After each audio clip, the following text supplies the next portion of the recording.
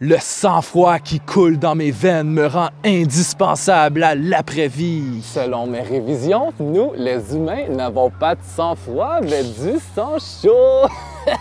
Comment oses-tu intervenir avec la science? Prends garde à mon attaque d'antidépresseur! Mon bouclier de conscience scientologique a une fois de plus rendu un individu rabat-joie. Tout ce que je touche devient gothique, alors approche que je te fasse découvrir un meilleur monde! Selon mes calculations, la trajection de mon crayon devrait atteindre ton front. Quelle erreur commise par un mortel aussi inculte!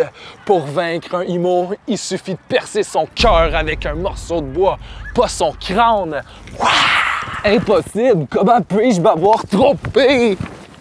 Hey les retardataires, aujourd'hui c'est une journée spéciale. Vous avez pas oublié, j'espère? Est-ce la journée où tout le monde vire gothique? La prochaine journée thématique n'a pas lieu avant un bout, Abby.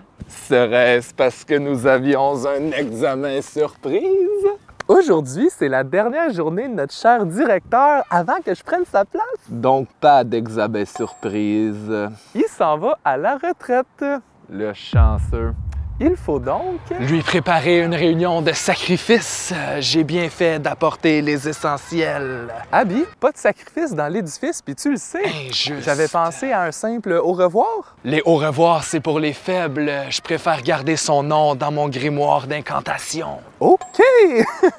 Et c'est impossible qu'il m'oublie puisque je suis son élève favori.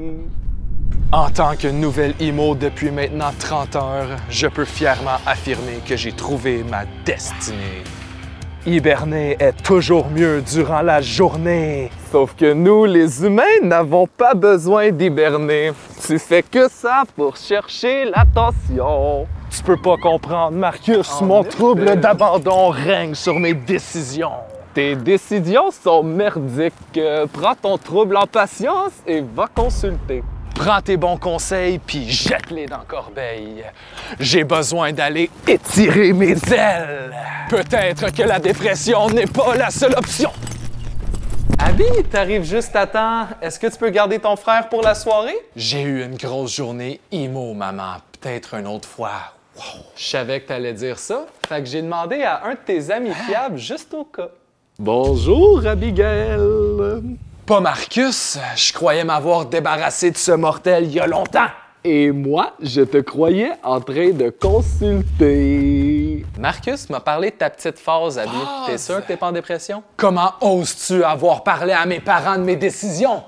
Bien sûr que je peux garder Steven, maman, tant que Marcus n'est pas dans le plan. Arrangez-vous entre les bons amis que vous êtes. Moi, je dois aller rejoindre ton père au restaurant. Steven, qui veux-tu qui te garde? La chauve-souris démaquillée ou... la guenille qui pèse 110 livres tout mouillé? En vrai, j'aimerais que vous deux me gardiez. Excellente idée. J'aurais peut-être dû aller consulter finalement. Pendant que tu vas faire ainsi, moi et Steven allons étudier la physique quantique jusqu'à ce que nos neurones de cerveau cessent de fonctionner. Abby, je comprends rien de ces mots geeks. On peut-tu faire quelque chose avec toi, en vrai? Avec plaisir, frère de sang. Allons se faire tatouer des mots déprimants. J'ai pas envie de ressembler à un prisonnier non plus. C'est pour ça que tu dois choisir la bonne voie, celle de l'étude constante. Viens dans mon équipe. J'adore m'éduquer en jouant dehors. Il a plein d'amis qu'on peut rencontrer, mais ce que j'aime le plus, c'est de les déguster. Ton âme est aussi maudite que la mienne. Comment oses-tu manger ma belle Bellatrix? Tu parles de cette araignée? Ma pauvre Bellatrix, elle s'est enfuie de mes cheveux. Savais-tu que les araignées étaient riches en protéines?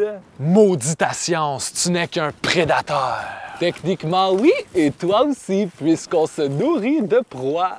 Ne l'écoute pas, Bellatrix. Allons se cacher dans la pénombre de notre sous-sol.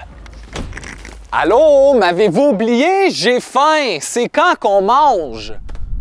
Le meilleur que je peux t'offrir est mon restant de saucisson qui traîne dans ma poche depuis 2 jours. Wesh, je vais mourir si je mange ça! La mort est un cycle de la vie, Steven. N'est-ce pas, Alfie? Tu aurais eu 50 ans aujourd'hui. Étant donné que tu es difficile, je peux te cuisiner une soupe à la glace. En vrai, je vais juste réchauffer des restants. Vos soupers et confessions sont vraiment... Ah! Bellatrix, ma coquine, tu t'es faufilée dans le frigidaire. La coquine aurait fini dans mon bedon si ce n'était pas du démon. Marcus, t'es dégueulasse! Au début, j'étais capable d'endurer ton haleine de moufette, mais là, t'as traversé ma ligne de sanité. Je vais dire à maman que vous êtes les pires gardiennes. Attends, frère, aimerais-tu qu'on te lise un conte de fées avant ton hibernation de mortel? Il était une fois un prince Imo et sa princesse Imo qui se sauvent d'un dragon, mais après sont tombés dans la lave et ont souffert jusqu'à leur dernier souffle. Hey, c'est pas un conte de fées, ça? C'est un conte de fées Imo, Steven. Maintenant, bon de dos puis fais des cauchemars. Tu n'as vraiment pas le tour avec les enfants, toi. Abby, si tu t'en vas, je vais dire à maman que ta phase Imo, c'est une phase dépressive. Permets-moi de te lire une histoire super intéressante. Avec toi, pas besoin d'histoire pour m'endormir. Tu pues tellement que je vais m'évanouir. D'où la raison pourquoi je voulais partir. Il était une fois la science sur la physique quantique et... Je te l'avais dit que j'avais raison, la science l'emporte toujours, et moi aussi. Pauvre Bellatrix.